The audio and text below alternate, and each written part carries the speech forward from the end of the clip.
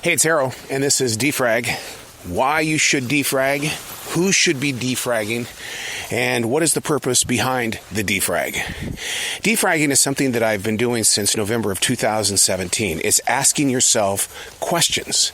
Not always getting the right answer, but at least you're moving in the direction of finding a solution in situations that you're questioning. Because it's those questions that create the fear, the doubt, the shame, the guilt.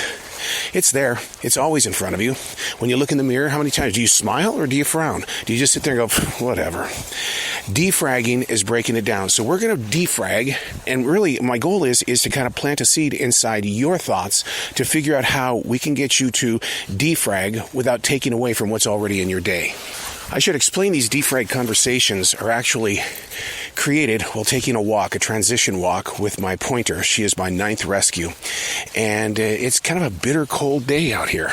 So why do I defrag while on this walk? Well, it's because universally I feel things out here inside this forest. I am surrounded by the most beautiful trees on the planet.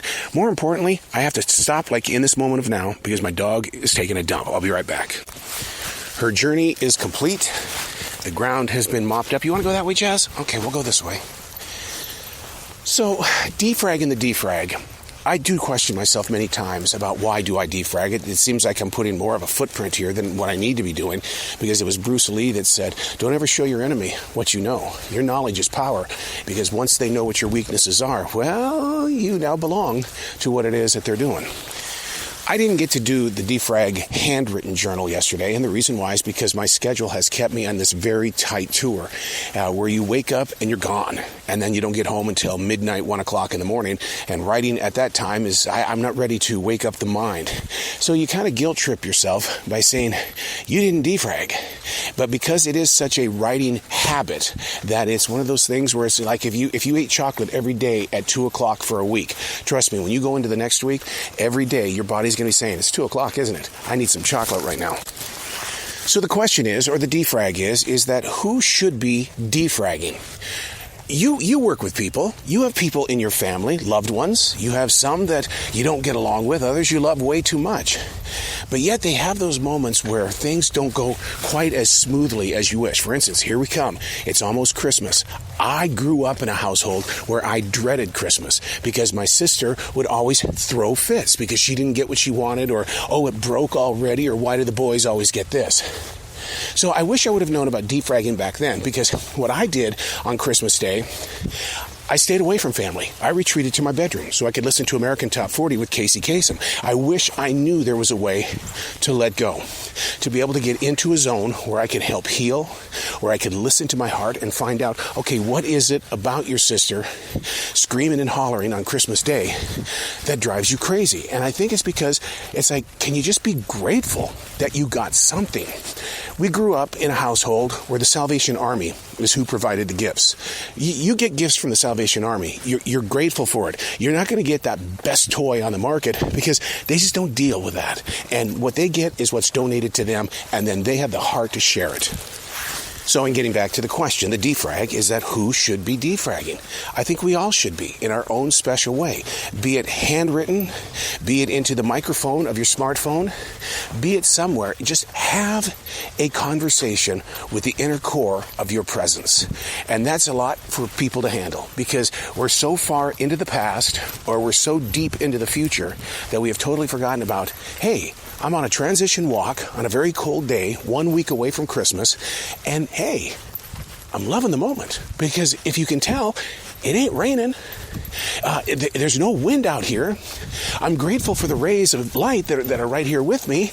And so you get into this. My dog has a little gallop to her, which is just sexy as all can be. I love it because it tells me that her heart is very happy. So when you get into the presence of now, defragging allows you to unlock everything that is blocking you. As a defragger, do I go back and read it, to study it, to figure out the pattern? Is there a pattern? Is there a habit? Is there something that triggers me? There are moments where I will do that, but the thing is that I don't invest a lot of time in that. And the reason why is because I'm in the process of letting go. I'm trimming the branches away from the tree, from the bush, so that the nutrients from the soil can reach up. Getting in touch with all that is now is not an overnight thing. It has taken me years to get here. I first started daily writing in July of 1994. It's 2022. I still am the student. I will always be the student. And through defragging, which I started in November of 2017, I was able to take my writing and say, okay, this is pretty cool. This is a great thought. But where did it come from? We all have good and bad thoughts. We all have crazy thoughts. We all have thoughts that fester inside of us. And then we say, I'm out of here. Well, ask yourself the question, where did it come from and why? And how can we build upon it? I'm sure this irritates a lot of my coworkers as well as some of my family members. But, when you run into those people that go, I'm just not feeling it today. Have you ever asked yourself why? What do you mean? Ask yourself why. Why aren't you feeling it today? What puts you at this level of play? Why are you belittling the self that you are when in reality you are the president and CEO of Me Incorporated? You should be having a great day because your heartbeat is moving. It's moving everything. Your eyes. You've got blood flow. Your hands are moving. You might have a little bit of a hunger buzz going on in your stomach. You're right here. Defrag and ask the question, why do I feel like crap today? I think one of the things that drove me closer to defragging was because sitting down with other people to share your questions, your concerns, your compassion, your empathy. You sit down and have a conversation with people, and it's almost like a game of, well, that's pretty cool, but let me tell you about me. And it's like, wait a second, I just wanted to have a conversation here. I wanted to invite you into a moment that I'm struggling with, and now everything is about you. And it's almost like we have to one-up each other. It's like, oh yeah? Well, let me tell you what happened to me. At least with the handwritten defragging, the good news is, if I want to walk away from myself, I can. But I can always get back to the conversation when I return. And really, it's not a conceited thing. If I'm here to talk about me. I'm here to iron things out. I'm here to listen. And trust me, you should see the enormous amount of things that I've been able to piece together because I took the time to unblock the block. And I took the time to just patiently grow. I'd like to know the journey of a tree seed. Something like a white pine. When they drop the pine cones or the needles, what is the next step of the process to continue by bringing a seedling forward? I'd like to know that. The reason why is because what life around you is going through can be incorporated in your own mind, body, and soul. Have you ever asked the question, why do you feel like a follower? Why do you feel like you're always trying to imitate somebody around you or somebody that you've seen on TV? Ask yourself why. Is it because you feel accepted? Is it because if you look at a beautiful woman like Lizzo and you go, you know what? I see myself there. She's got a beautiful heart, and I loved her quote on Howard Stern. She says, I'm going to be a happy person. If you don't like my happy, don't come around. I love that attitude. I would love to sit down one day and defrag with Lizzo. How did you get to this point? Where did you come from? And where are you going to grow with it? And are you going to go on a gigantic 500-city seminar series and just share your word?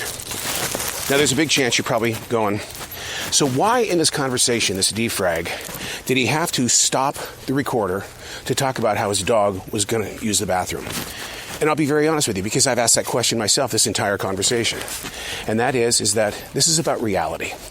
If you can't be real with yourself and real with the people around you, then where are you?